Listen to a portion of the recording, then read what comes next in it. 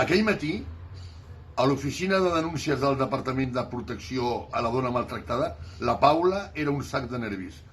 S'hi havia presentat amb la cara plena de blaus, els ulls sanguinolents i tota desmanegada. La batussa de la nit anterior havia estat considerable.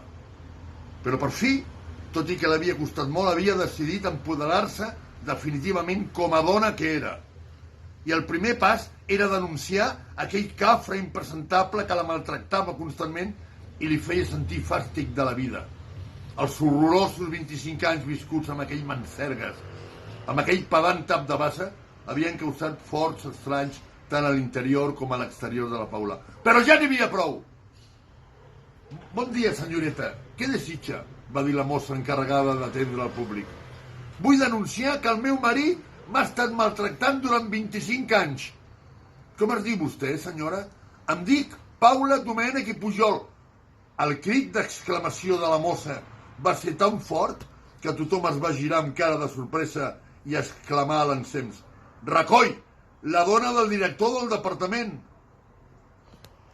Bé, aquest relat que acabeu d'escoltar i veure, de l'Antoni García Iranzo, forma part d'un llibre que es diu Antonín Ivanovich y otros delirios.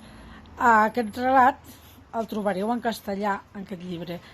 Per cert, és un relat que va ser finalista en un concurs de microrelats contra la violència de gènere i el masclisme.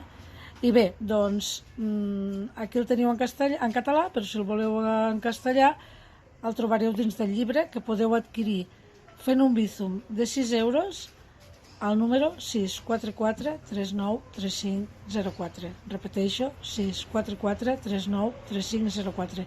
Cultura Global us desitja una bona nit.